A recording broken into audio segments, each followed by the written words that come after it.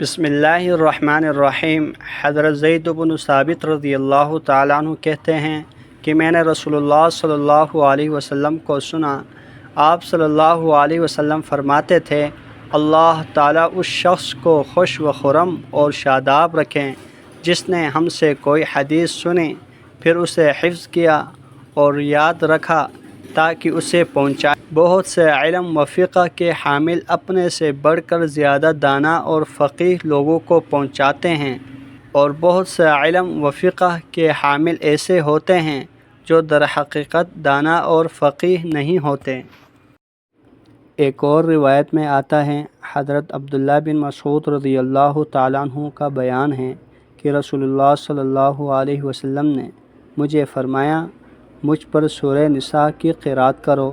میں نے عرض کیا، آپ پر پڑھوں حالانکہ قرآن آپ پر نازل ہوا ہے؟ آپ صلی اللہ علیہ وسلم نے فرمایا، میں دوسرے سے سننا چاہتا ہوں۔ چنانچہ میں نے قرأت کی حتیٰ کہ جب میں آیت کریمہ فَكَيْفَ إِذَا جِئْنَا مِنْ كُلِّ أُمَّةٍ شَهِيدًا پر پہنچا تو میں نے اپنا سر اٹھایا تو دیکھا کہ آپ صلی اللہ علیہ وسلم کی آنکھیں آنسوں سے بہہ رہی تھی۔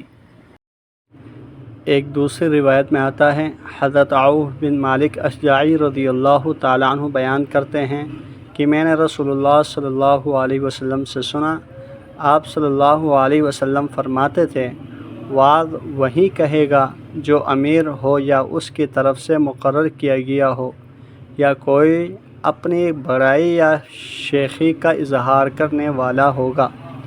اللہ جل شانہ سے دعا ہے ہم سب کو جتنی احادیث ہم نے پڑھی ان پر عمل کرتے ہوئے اوروں تک پہنچانے کی توفیق عطا فرمائیں۔